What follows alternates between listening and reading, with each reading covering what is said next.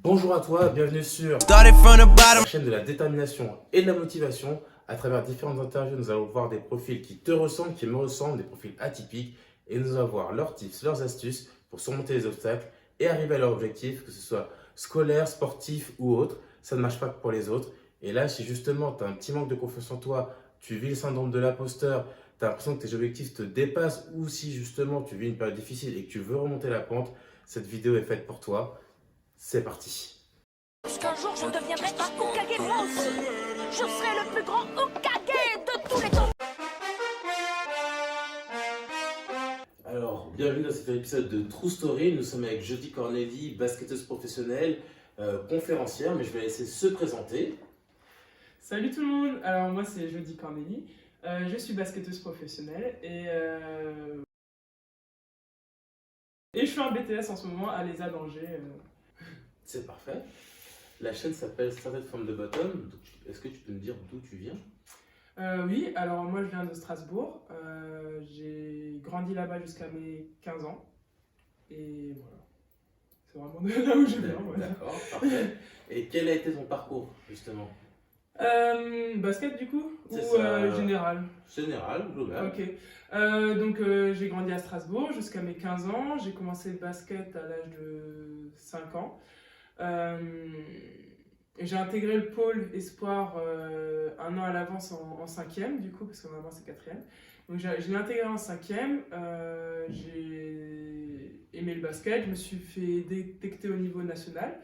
Et j'ai intégré INSEP au lycée, donc seconde, première, terminale. L'INSEP, on le rappelle, c'est à Paris, Voilà, c'est un peu la crème de la crème, non? Ouais, voilà, c'est ça. Il y avait une sélection à partir de la quatrième, qui faisait une sélection nationale, qui regroupait vraiment les meilleurs potentiels, on va dire. Et je suis arrivé dans les 30, bien sûr, 10, enfin jusqu'aux 10 dernières.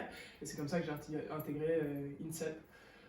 Pendant 3 ans, mes années de... Et en fait, après INSEP, je devais choisir entre être basketteuse professionnelle ou continuer mes études. Parce qu'en France, c'est pas vraiment adapté pour faire les deux, malheureusement. D'accord.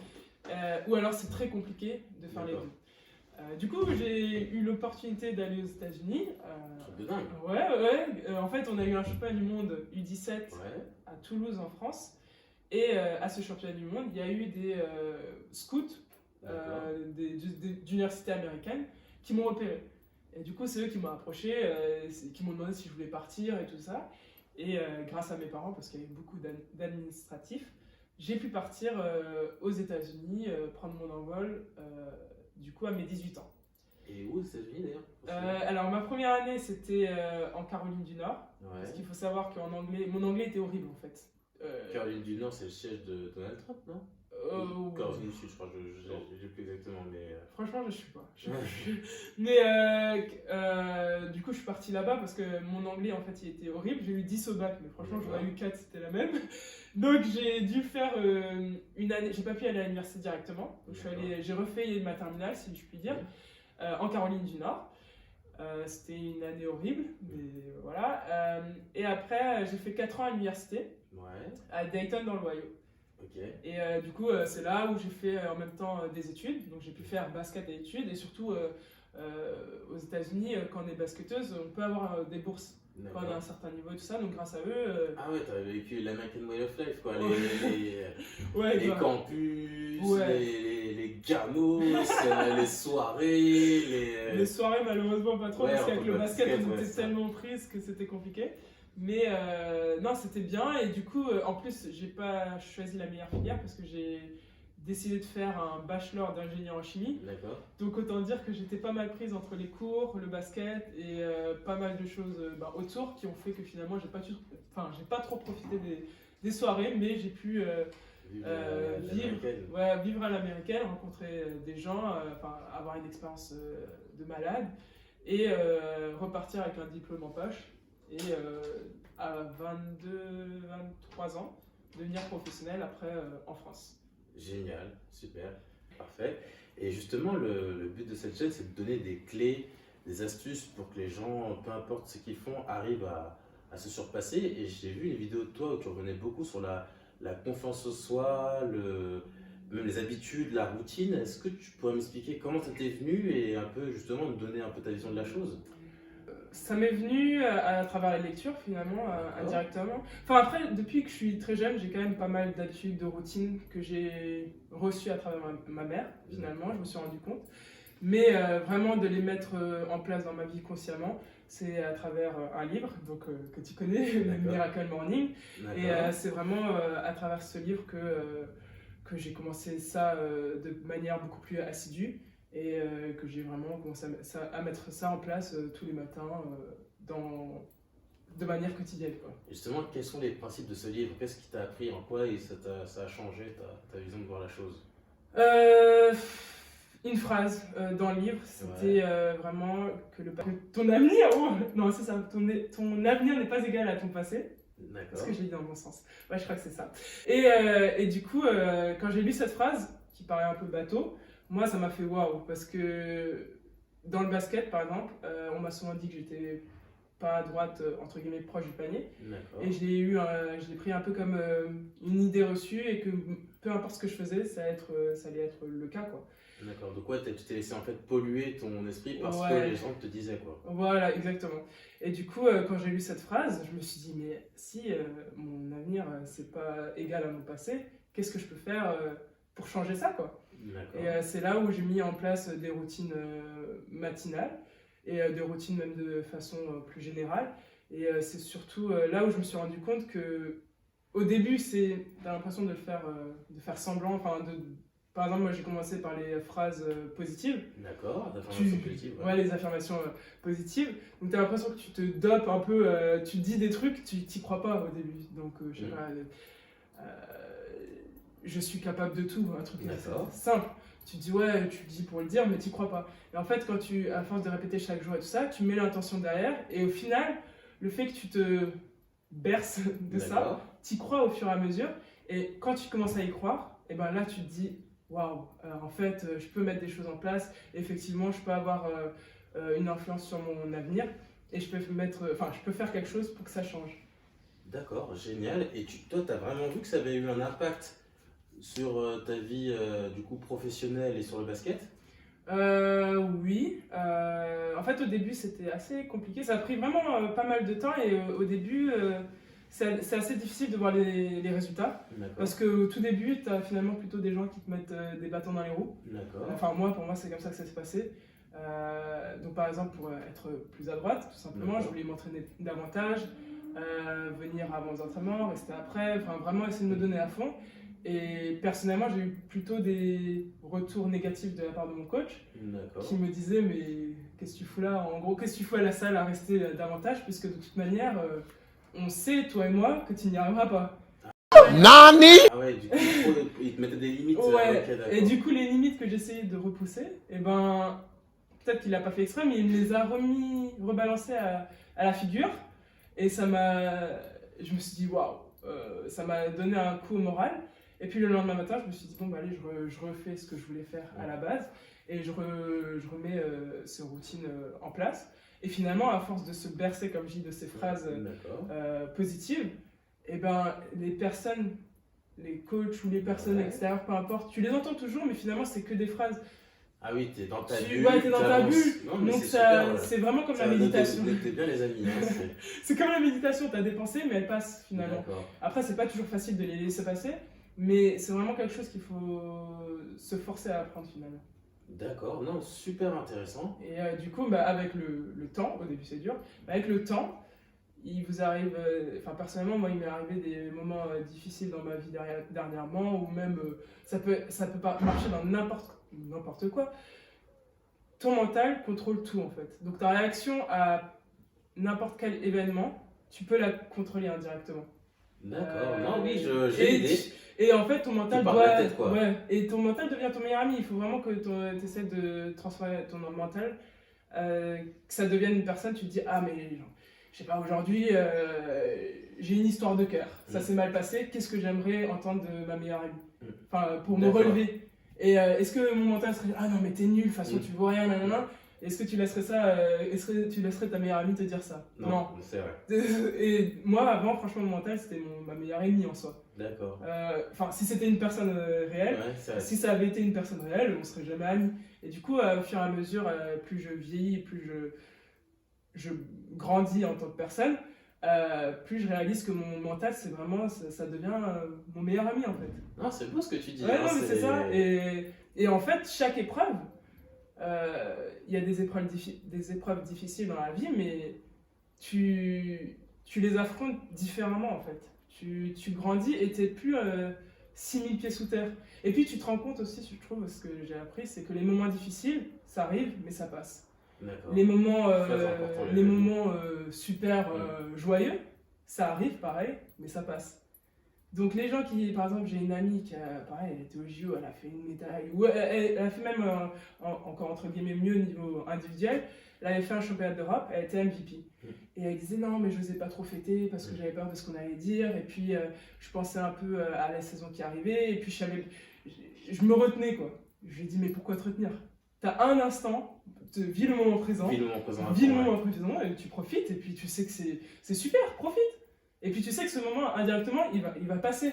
Donc il faut profiter de chaque moment, qu'il soit mauvais. Enfin, quand il est mauvais, il faut se dire, c'est dur, je galère là, mais ça va passer. Demain, ça ira mieux. D'accord. Et chaque truc dans la vie, ça te permet d'avancer davantage, je trouve. Non, c'est très concret là, on n'a même pas besoin de poser des questions, là, tu nous as donné des clés là, tout de suite. Là. Non, mais c'est comme ça. C'est hyper intéressant, ça sort même du monde, du monde sportif. Oui, quoi. Là, c'est vraiment même des clés de vie, quoi. Ouais, des tips pour la vie, non, c'est super. Ouais. Et justement, toi, tu t'imaginais là où tu es il y a 10 ans? Non, je me voyais pas du tout là. En fait, j'avais pas forcément d'idées préconçues. Enfin, comme je suis une femme, j'avais un peu cette idée. Quand j'aurai. Là, j'ai 28 ans. Quand j'aurai 28 ans, ce serait peut-être le moment où j'aimerais me poser, avoir des enfants et tout ça. Mais je pense que ça, indirectement, c'est ce qu'on m'a mis dans la tête à travers les dessins animés et tout ça. Ils vivent toujours heureux, blablabla. Mais en tant que femme, en tant que telle, je me voyais pas accomplir de grandes choses parce que je voyais ça tellement grand et tellement au-dessus de moi. Ouais, un peu un syndrome de l'imposteur quoi. Tu te permettais pas de. Okay, exactement. D'accord. Et je l'ai toujours un peu. Hein. Par exemple, là je fais un BTS en ce moment et quand on a des semaines de présentiel, j'ai toujours un peu ce syndrome où je suis pas sûre de moi, ou même mes camarades de classe me disent mais t'es sportif professionnel, comment tu peux dire ça? Il faut avoir confiance, t'inquiète, tu vas y arriver. Là. Et c'est là où je me dis purée, il faut que je me reprenne. Et c'est encore mon mental qui prend le dessus parfois et qui dit non, syndrome de l'imposteur, c'est exactement ça. Et en fait non, on a un certain contrôle de ça, et du coup il y a 10 ans je me voyais pas du tout là. Et en fait ça me fait limite peur. À quel point j'ai progressé, la femme que je suis devenue aujourd'hui, et ça me fait peur, ça me réjouit plutôt même, c'est un meilleur mot, c'est plus approprié pour l'avenir, parce que je me dis, mais ça veut dire dans 10 ans, je sais pas. De toute façon, ce sera encore plus. Ouais, c'est ça, je serai encore plus la femme que je me voyais jamais être en fait. C'est Nekfeu qui dit, oui, je suis devenu celui dont t'aurais rêvé, celui que je rêvais d'être, quoi. Ouais, je suis devenu celui dont t'aurais rêvé, celui que je rêvais d'être. C'est ça, mais c'est vraiment. J'ai pas les mots, genre la conférence que j'ai faite, il y a 10 ans, jamais, il y a 10 ans d'ailleurs, j'ai 28, donc 18 ans, je partais aux États-Unis, en université américaine, et quand je suis en université américaine, j'ai eu une classe de communication. D'accord. Et là, on devait parler devant toute la classe, c'est une trentaine de personnes, on devait faire un discours. Et là, j'ai perdu mes moyens, je bégayais, je transpirais, j'avais chaud, c'était horrible, j'avais des sueurs froides, vraiment c'était horrible. Je me souviens, j'avais pleuré avant mon discours au prof pour essayer d'annuler, enfin je voulais tout faire pour ne pas le faire. Parce que c'était une réelle phobie, mais c'est vraiment, une phobie, tous les symptômes entre guillemets je les avais. Et du coup, donc ça c'était à 10 ans, 10 ans après... panique quoi. Ouais. Et ben justement, comment, je vais dire d'une grande timide, t'en arrives à faire une conférence? D'ailleurs, est-ce que tu peux revenir dessus, nous en parler, nous dire comment c'est passé? Le lien est en bio, bien sûr. Vous aviez du potentiel, mais vous ne saviez pas comment l'exploiter à son maximum. Moi, ça a été le cas. Eh bien, si je vous disais que mettre en place une simple routine matinale peut tout changer. Je suis une opportuniste, en fait. Je crois en l'opportunité. Et parfois, je me jette un peu dans l'inconnu. Donc là, ce qui s'est passé, c'est que... Comment ça a commencé? C'était le confinement. Ouais, Et on a un syndicat des joueuses et le syndicat nous a envoyé une formation de conférencière. d'accord. On nous envoie des formations de ça, mais c'est vraiment dans l'immobilier, commercial, tout ça. Donc ça m'intéresse vraiment pas, je sais. Mais quand c'était la formation conférencière, j'étais en mode, j'ai vu ça passer, je me suis dit, ah vas-y, pourquoi pas creuser? Alors que ça te fait peur. Ouais, mais justement, ce qui fait peur, c'est le but dans la vie, c'est de dépasser ça. C'est beau ça, c'est C'est très beau ce que tu tu viens de dire. t'accomplis si tu vois tes T'accomplis en peurs. dépassant ce qui te fait peur, ouais. Ouais, si tu vois tes peurs comme un obstacle, je trouve que malheureusement tu vas pas avancer. Par exemple, si à 20 ans, non, si à 18 ans j'avais peur d'aller aux États-Unis, j'y étais jamais allé. Ouais. Et ben, mon père il m'a sorti un truc, c'est pour ça que je suis parti aux États-Unis personnellement. Quand j'avais 17-18 ans, on parlait des États-Unis, je savais pas trop si je devais partir ou pas. Mon père m'a dit plusieurs fois, franchement, vas-y, si t'aimes pas, tu reviens. Parce que moi, quand j'ai eu ton âge, j'avais l'opportunité de partir, j'ai décidé de ne pas le faire. Mon père, il a une cinquantaine d'années. Et ben, jusqu'à aujourd'hui, j'ai jamais mis un pied aux États-Unis.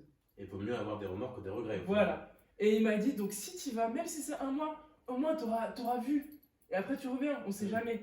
Et du coup, je me suis lancé. Et c'était pas du tout des années faciles aux États-Unis et tout ça. Mais quand je suis revenue en France, ça m'a apporté tellement. En fait, je suis devenue tellement plus forte grâce aux États-Unis.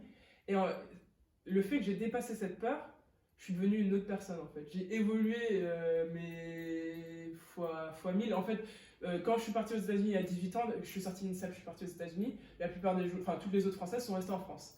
Donc quand je suis revenue en France, j'ai retrouvé toutes ces ex-coéquipières que j'avais vues à INSEP. Et en fait, ce que je vivais à l'instant T quand je suis revenue en France, elles le vivaient depuis 5 ans. Et en fait, ce qu'elles allaient vivre, j'allais juste vivre exactement la même chose, sauf avec un retard de 5 ans. Et je me suis dit, ce que j'ai vécu en 5 ans, elles vont jamais le vivre en fait. Oui. Elles ont juste vécu, là aujourd'hui, ça fait 6 ans, je crois que je suis professionnelle. Elles ont juste vécu 10 ans. Elles ont juste fait 5 années supplémentaires, 11 ans. Mais elles vont jamais vivre ce que moi j'ai fait aux États-Unis. Et du coup, je me dis, ça a juste commencé par le fait de dépasser sa peur.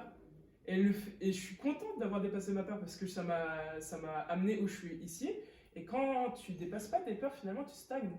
Et c'est là où, indirectement, là je change un peu de sujet, mais je trouve dans notre génération, enfin, peut-être pas la nôtre encore, mais un peu plus jeune, vers la vingtaine, là, elles ont peur de vieillir. Les filles de mon équipe, l'année dernière, j'étais que avec des jeunes, elles avaient 19 ans. Oh non, je vais avoir 19 ans, j'ai pas envie de vieillir. Il y a cette peur de vieillir. Moi, je trouve que vieillir, c'est quelque chose d'énorme. Parce que c'est original ça, vieillir, c'est quelque chose d'énorme. Okay. C'est énorme. À 28 ans, je suis ici. Je sais pas ce que je vais devenir encore dans 5 ans.